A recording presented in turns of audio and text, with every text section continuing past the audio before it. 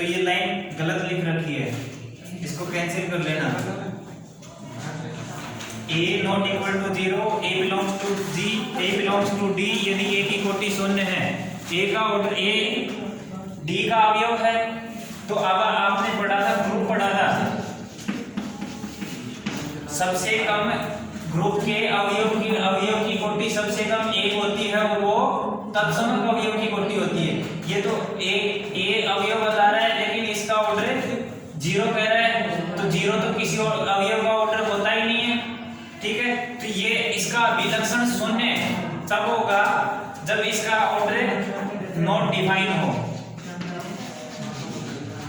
ठीक है। Not define यानी कि a को ऑपरेट करते रहो, a plus a plus a plus और अनंत तक, अरे बातें नहीं, अनंत तक ऑपरेट कर रहे, अनंत तक ऑपरेट करते रहे और फिर भी ये 0 ना बढ़े, 0 ना बढ़े, तब इसका विलक्षण शून्य होगा, ठीक है। तब इसका कैरेक्टरिस्टिक शून्य या अनंत होगा, ठीक है।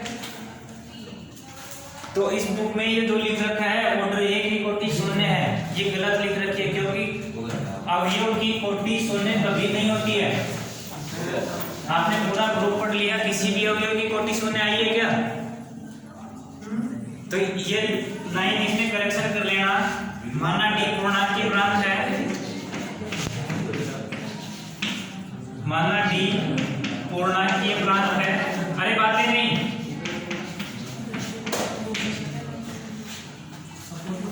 तथा माना कि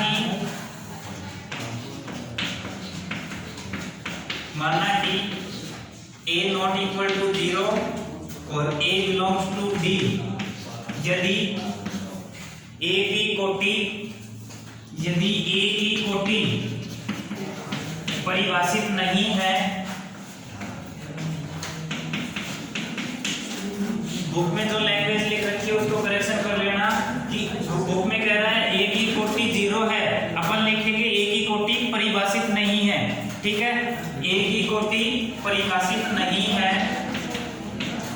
तब d का अभिलक्षण शून्य या अनंत होगा,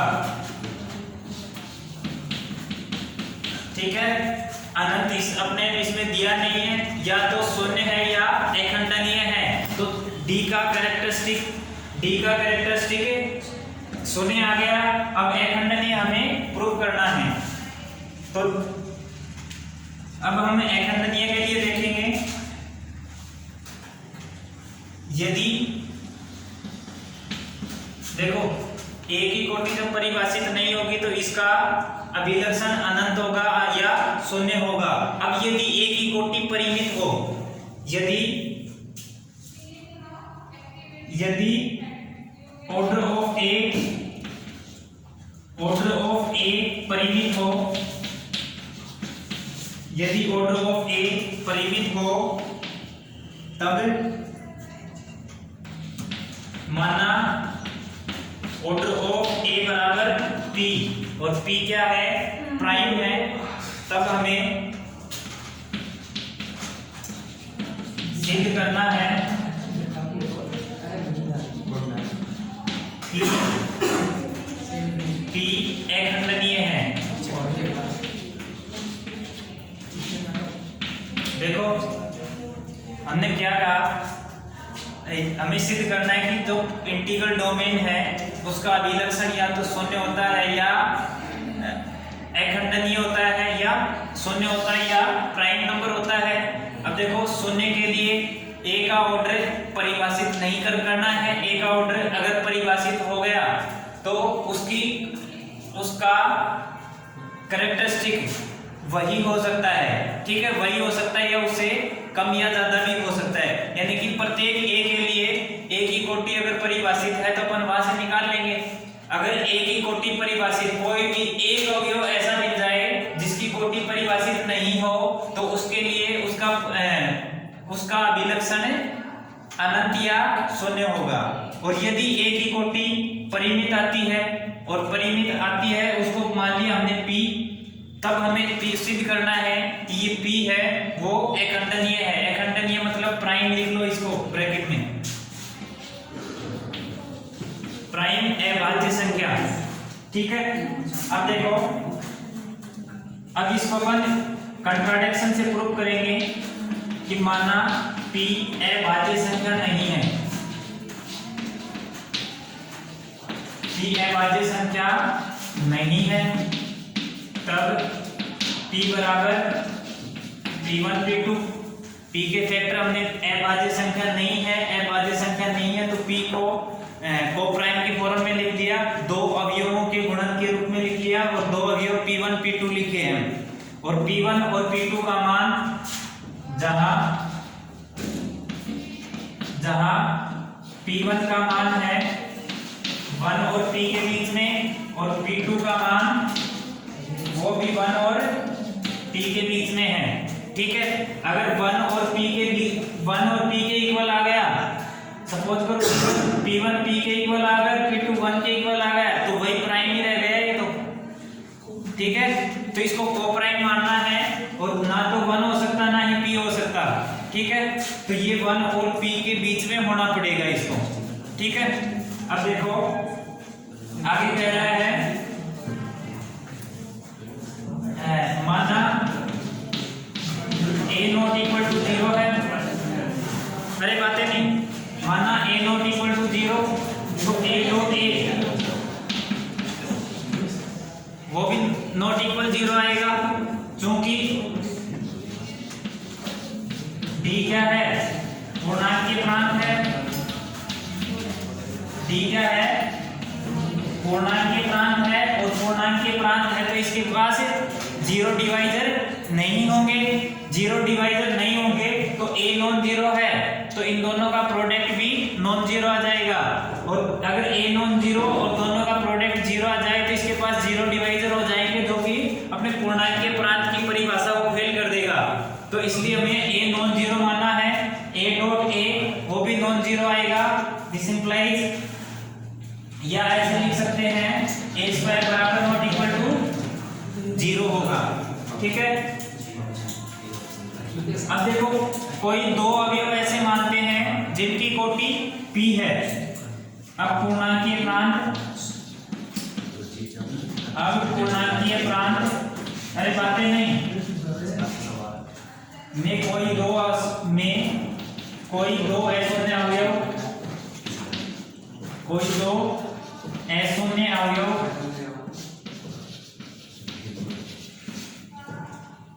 दो अशून्य अवयव की कोटि समान है, तब ऑर्डर ऑफ A बराबर P और ऑर्डर ऑफ A स्क्वायर बराबर P। देखो इंटीग्रल डोमेन है, इसमें कोई दो अवयव ऐसे हो सकते हैं जिनकी कोटि समान है, तो मैंने वो दो अवयव A और A स्क्वायर मान लिया। A की कोटि भी P है और A स्क्वायर की कोटि भी P है।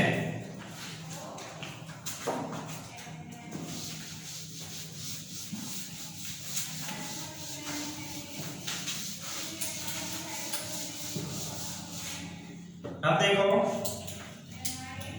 A स्क्वायर की कोटि P है, तो A स्क्वायर की कोटि P है, तो मैं इसको लिख सकता हूं P डॉट A स्क्वायर बराबर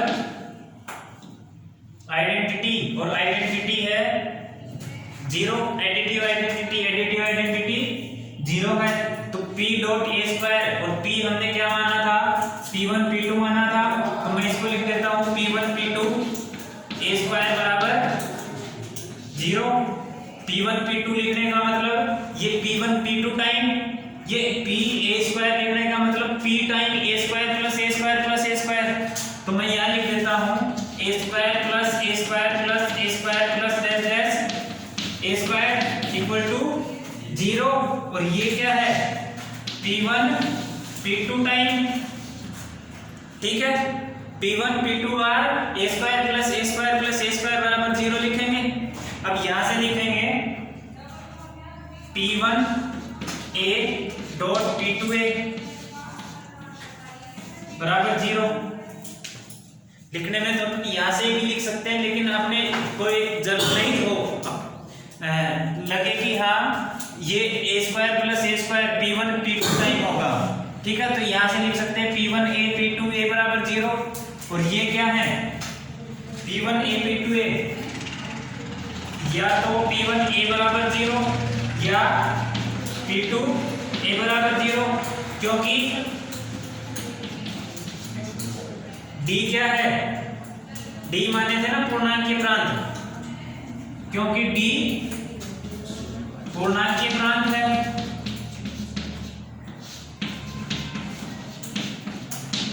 ठीक है। पूर्णांकीय प्रांत मतलब कि रिंग विदाउट जीरो डिवाइजर है, और अगर ये इन दोनों का प्रोडक्ट 0 है तो या तो ये 0 होगा या ये 0 होगा, पूर्णांकीय प्रांत है। तो अगर पूर्णांकीय प्रांत नहीं गए तो ये दोनों नॉन जीरो भी हो सकते हैं, ठीक है। अगर दो नॉन जीरो का प्रोडक्ट 0 आए तो वो इंटीग्रल डोमेन नहीं बनता है, पूर्णांकीय प्रांत नहीं बनता है। लेकिन अपना ये क्या है, पूर्णांकीय प्रांत है, और पूर्णांकीय प्रांत है तो या तो इसको 0 होना पड़ेगा या इसको 0 होना पड़ेगा। अब अपन लिख सकते हैं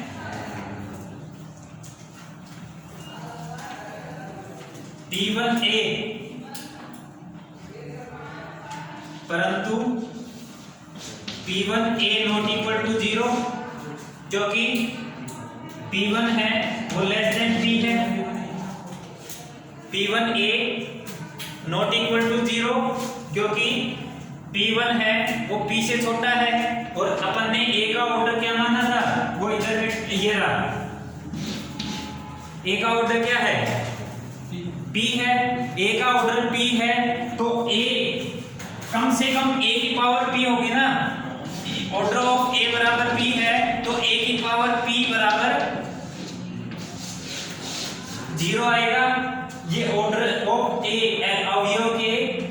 अवयव की कोटि की परिभाषा से p वह सबसे न्यूनतम धनात्मक पूर्णांक है जो a को ऑपरेट करने पर तत्समक अवयव देता हो, ठीक है। तो ऑर्डर ऑफ a बराबर p है, तो a की पावर p बराबर आइडेंटिटी होगा। अब अपना यहाँ से देखो p1a बराबर 0 आया है, तो p1a तो नॉन जीरो होगा, क्योंकि इसका मतलब क्या हो गया p1a बराबर 0, दिस इंप्लाइज a की पावर p1, या ऐसे कहीं a कितने टाइम, p1 टाइम, ठीक है। तो a की पावर p1 बराबर आइडेंटिटी, तो ऑर्डर ऑफ a बराबर p1 हो गया, बट p1 तो p से छोटा है, और यहाँ ऑर्डर ऑफ a बराबर p1 है, तो ये क्या होगा, ये हो नहीं सकता।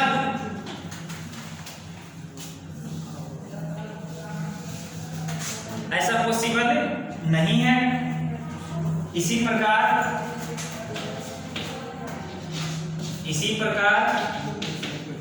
p2a not equal to 0, but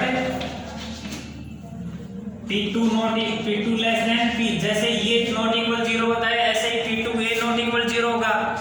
और अब अपन कह सकते हैं कि जो अपन ने माना था वो गलत है। p को क्या माना था, कोप्राइम, अभाज्य संख्या नहीं है, तो वो गलत हो गई। अब अपन कह सकते हैं न्यूनतम धनात्मक p, ये लेस देन p हो गया, साथ ही p न्यूनतम ऐसा धनात्मक पूर्णांक है, साथ ही p ऐसा न्यूनतम धनात्मक पूर्णांक है, न्यूनतम धनात्मक पूर्णांक है जो pa बराबर 0 है, अतः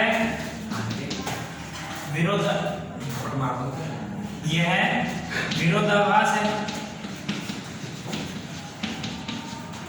यह क्या आ गया, विरोधाभास। ये तो कह रहा है a का ऑर्डर p है, और ये कह रहा है a का ऑर्डर p1 है, और जो कि p1 लेस देन p है, तो p1 लेस देन p है, तो a का ऑर्डर p1 से कम नहीं हो सकता, ठीक है।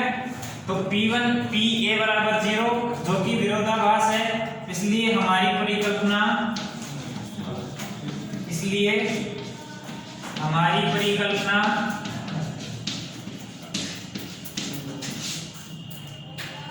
P अभाज्य नहीं है, P अभाज्य नहीं है, जो गलत है। अतः P एक अभाज्य संख्या है, P एक अभाज्य संख्या है।